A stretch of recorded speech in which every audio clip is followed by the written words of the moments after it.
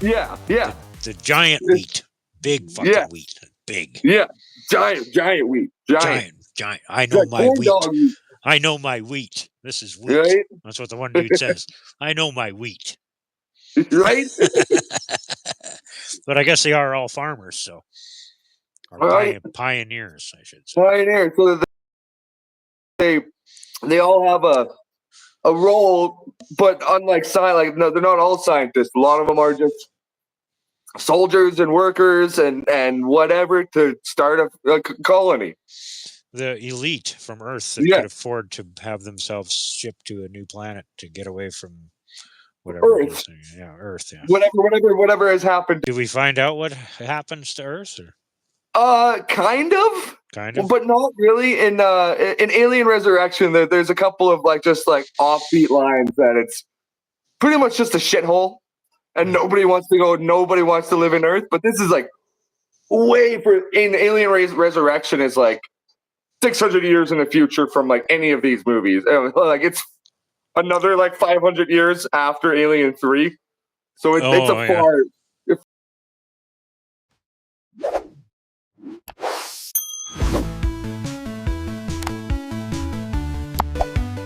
Yeah.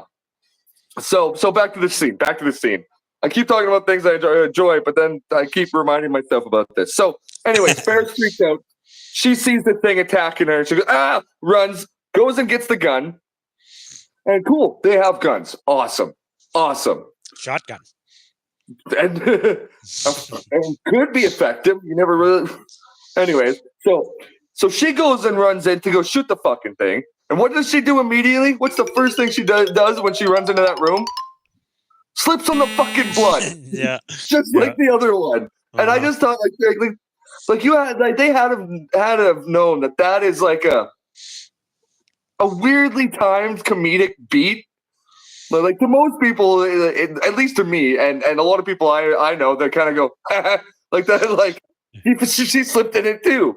Most people don't go, oh, look at that foreshadowing, because it wasn't even foreshadowing. It happened 10 seconds prior to the other character. It's that's not really foreshadowing. I thought the same thing when I watched it the first time. I never thought about it after that. But the first watch through the movie, I laughed at that same part, actually. Right?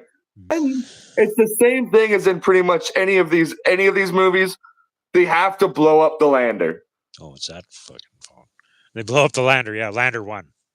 Yeah, Lander 1. Which would be cool if there's a Lander 2. Be fine. Be perfectly fine. But Lander 1. Just like a Prometheus, they had to blow it all up just as other people were showing. Again, they do a lot of shot-for-shot kind of stuff, almost takes. It's like Ridley Scott's okay, well, I like this and people like this from Prometheus. Yeah, it's an explosion, obviously, but I'm going to do it better this time. I'm going to and it was absolutely a better explosion in this one. And the little alien runs out the door. Right? It's scampers. They're fast, man. They're fast. Right? And then you see Ferris's body come fucking walking. But how the explosion happens is, okay, clearly she's in the back with all these yellow tanks, which in this world, I guess it's not red tanks that everything's explosive. It's yellow, because there's a couple of other things they hit in this fucking thing that are yellow that explode. So, okay, yellow's the warning thing, but that must be known in this universe. So she starts unloading shotgun rounds at this fucking alien, and with no thought about it whatsoever. And I would be like, oh, I've played video games. I know what happens when you shoot these things, which still, that's not actually exactly what would happen. But explosions don't quite happen that easily out of a situation like that. But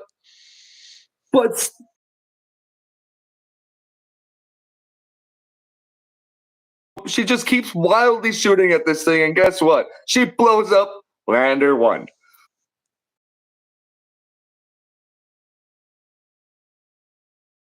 They just wrote her so stupid, and she's just hysterical from the beginning of that scene, from the beginning of that whole sequence to the end. Because when they show up, she's hysterical, and and I get that that's what they're going for. Is these people are out of their league, but it could have been a little bit fucking smarter. So that was one that I just thought was dumb. Otherwise, everybody else in the movie were just kind of like cannon fodder for death. So you never really got to know many of the other characters. Not really, you know. No. Not too much. Just another thing this movie does have on compared to the first one is gratuitous nudity right at the end. Right in the last like 20 minutes. Barely. Yes. You see like 2 nipples and then they get ripped. You see your nipples twice and then they get ripped apart. Oh, did you see 2? Yeah. I only saw 1. Oh, yeah, I only saw 1. Right? But again, another 3 times. Another shower sex scene. That scene made me laugh. Yeah. Just the scene with the thing coming with the hook. The thing alien sticking hook coming out. And then she's like, oh. Right? And then, bah. That's kind of an allusion to a deleted scene in the original Alien, where it was like Crab walks into this room with Lambert's character, the female, and she's like turns around and it's behind her, and it's Crab walking, and its tail is in between its legs, like its dick, and it sees her, and it gets super like its tail gets super erect and goes for her. And everyone went, no, Ridley, that doesn't look good. Please, let's not put that in the movie. So they didn't put that in Alien. Yeah.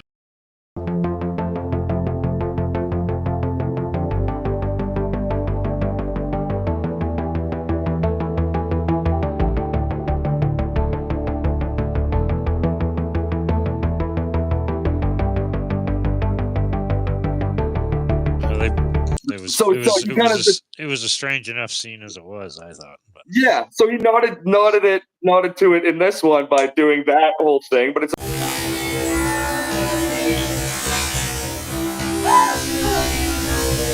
like, why are you trying to make these things super oddly sexual? Yeah. Like that has nothing to do with the xenomorphs. They don't reproduce like regular things. Fucking David wants to kiss everybody. Right? That again.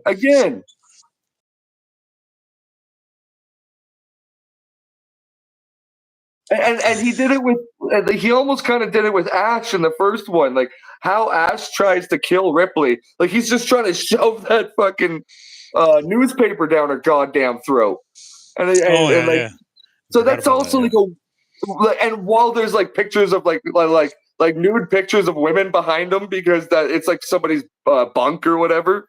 So it's just like a weird. Again, he adds this weird sexual thing to beings that don't have sexuality. Like robots shouldn't have a sexuality. Xenomorphs definitely don't. I mean, I guess there's a queen, but that's more of a hive mind thing. That's not like,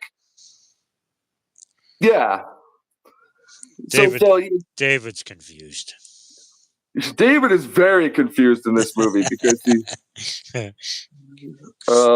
yeah. So I guess we can get into what's with all the hello brother and mother and shit too. Why do they talk to the computer and call it mother, and why mother brother? Well,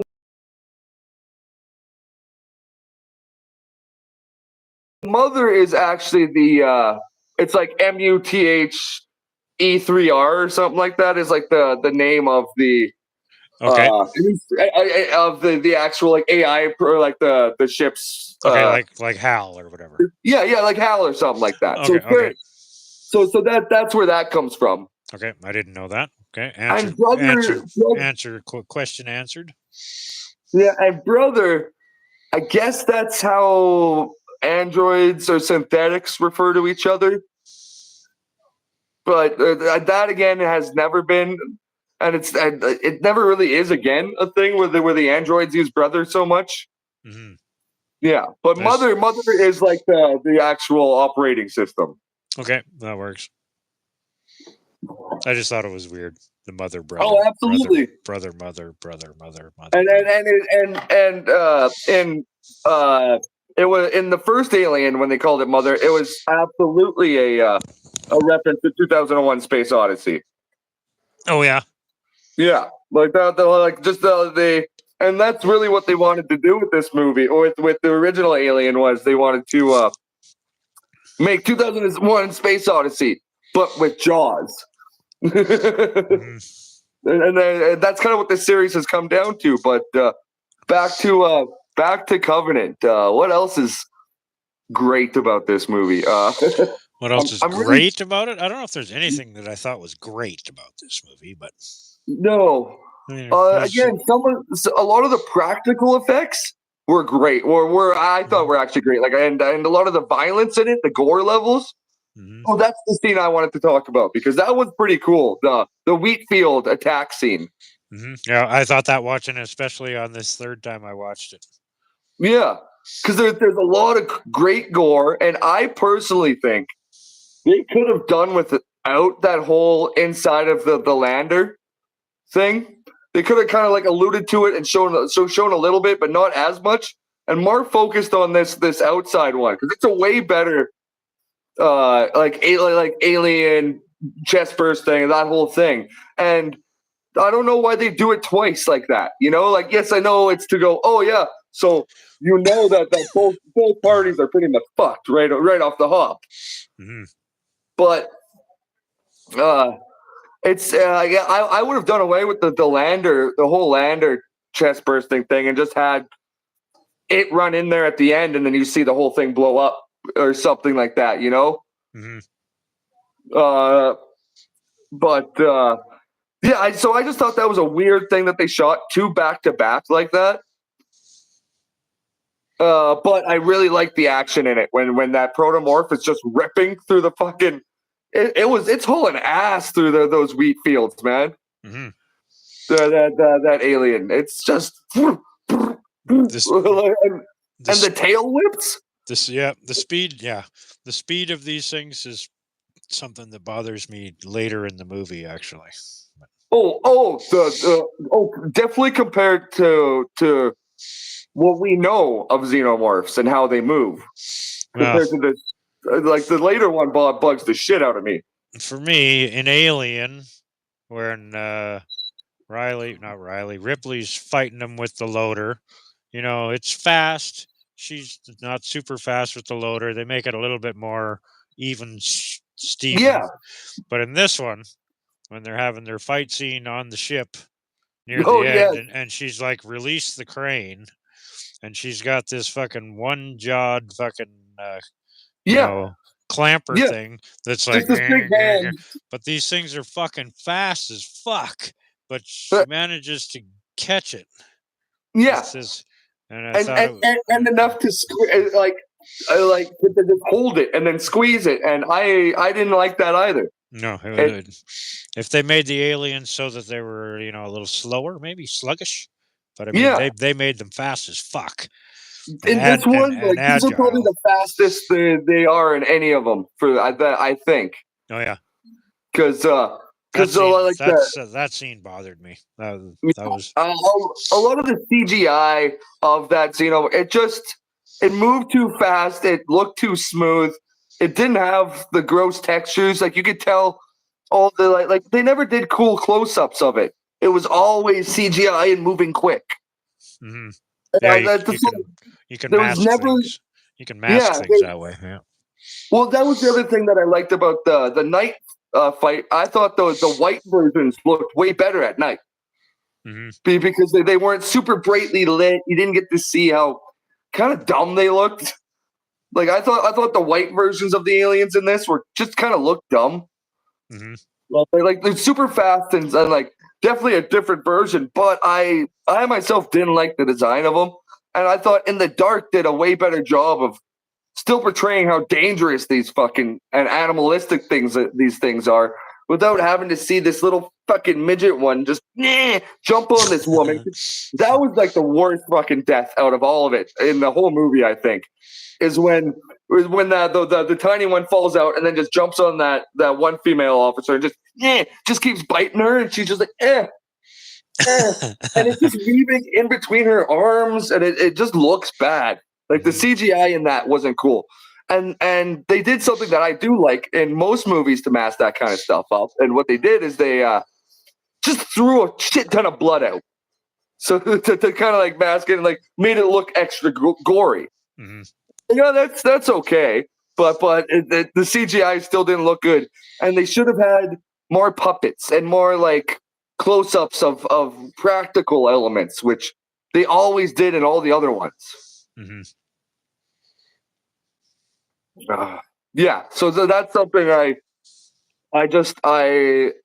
I realized how much I missed seeing practical effects in these movies when it came to the aliens themselves in this. Like, and when you get to see the David created the eggs, those are really cool.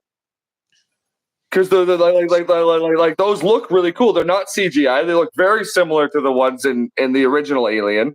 That's true. Yeah. And I just thought they were a great design. And seeing it practically was cool. But then they have a super CGI facehugger jump out. And I think once he actually hits the ground, it's a practical facehugger for a bit. And that one